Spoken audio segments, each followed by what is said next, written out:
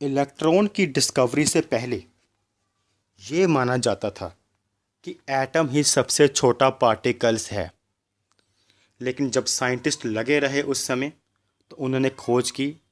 एक साइंटिस्ट ने discovery of electron, जिसे आज डिस्चार्ज ट्यूब एक्सपेरिमेंट भी हम जानते हैं। तो इलेक्ट्रॉन क्या होता है? द इलेक्ट्रॉन इज ए सब एटॉमिक पार्टिकल ऑफ एटम।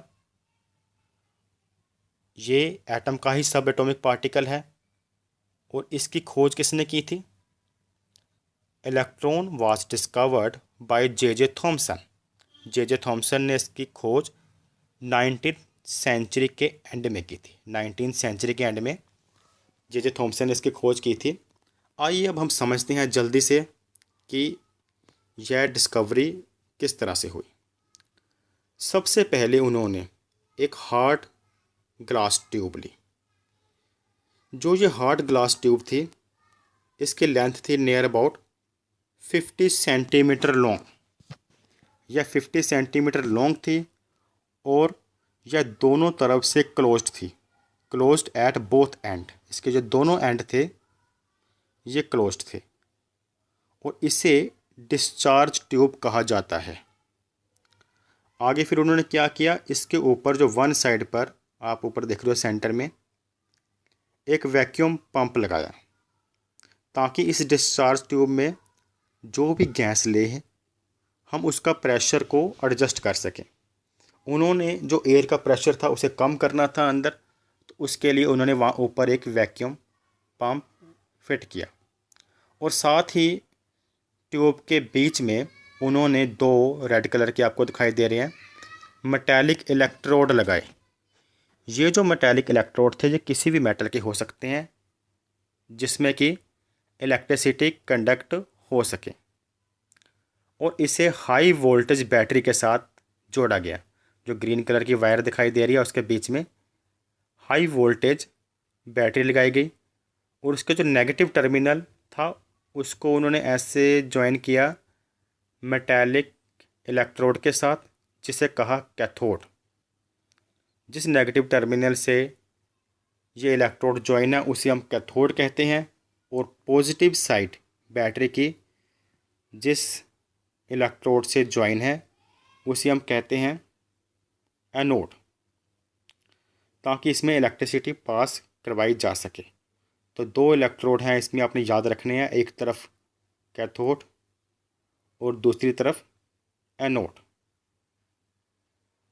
फिर उन्होंने क्या किया, उन्होंने जो वैक्यूम पंप लगाया था, अब इसकी समझते हैं आगे।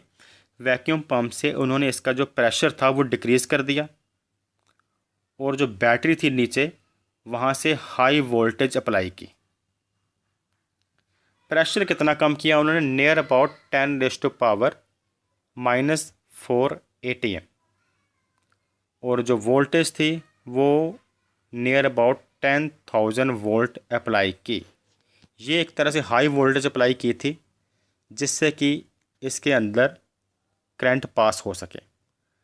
जब ये करंट उसकी बैटरी से कैथोड की तरफ ट्रांसफ़र किया करंट, तो उन्होंने नोटिस किया कि करंट अंदर फ्लो होने लग गया एमीटर की हेल्प से। तो जब जो करंट था वो फ्लो हुआ तो उन्होंने बीच में कुछ रेज दिखाई दी, कुछ बीम नोटिस की जो कि कैथोड से एनोड की तरफ जा रही थी। ऐसा उनको तभी पता चला जब उन्होंने उसका प्रेशर को कम रिड्यूस किया और वोल्टेज हाई अप्लाई की। ये आपने याद रखना है।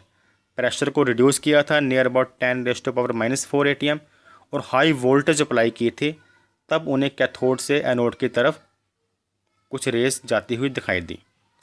अब इसे चेक करना था, इसकी प्रॉपर्टीज़ आखिर ये क्या है, क्योंकि बाद में पता चला कि ये इलेक्ट्रॉन है।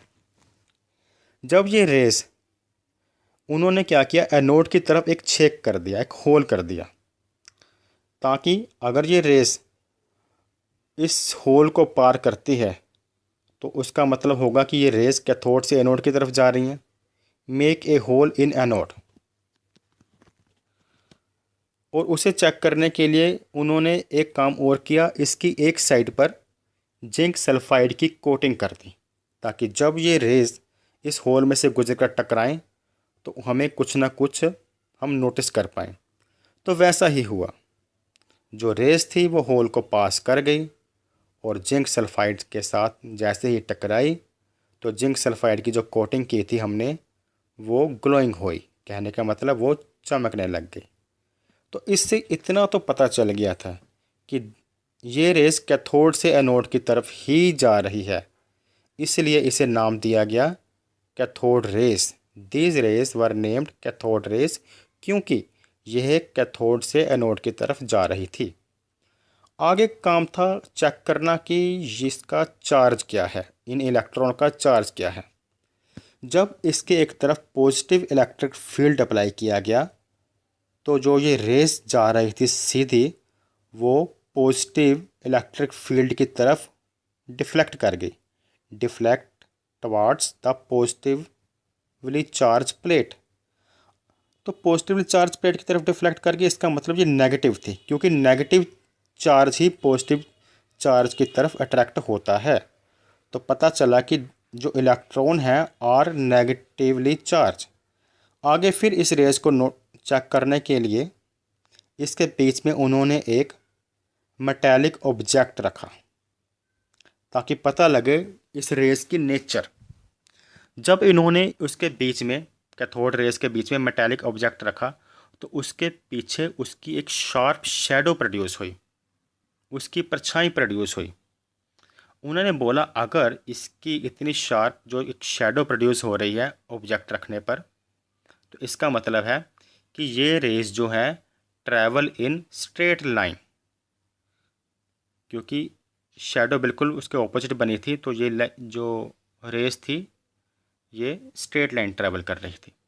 नेक्स्ट उन्होंने उसके बीच में एक मूविंग पैडल व्हील रखा, एक घूमने वाला व्हील रखा ताकि ये रेस टकराएं। तो क्या उन्होंने नोटिस किया कि ये जो व्हील था ये मूव होने लगा। जैसे ही करंट पास किया, जो कैथोड प्लेट से रेस निकली, ये व्हील पैडल व्हील था वो मूव्स करने लगा। तो इससे उन्हें ये क्लियर हो गया नेक्स्ट कि cathode race consist of material particles, कि ये जो रेस कोई लाइट नहीं है, ये मटेरियल पार्टिकल्स है जिसे हम इलेक्ट्रॉन कहते हैं। तो अब हमने इसमें मेन क्या नोटिस किया। पहले नंबर पर cathode rays travel from cathode to anode, क्योंकि जब हमने इसमें होल किया था तो वो होल से रेस पास कर गई थी, इसका मतलब ये कैथोड रेस है। Second, cathode rays consist of material particle, क्योंकि जब इसमें एक पैडल व्हील रखा तो उसके टकराने से वो व्हील घूमने लग गया।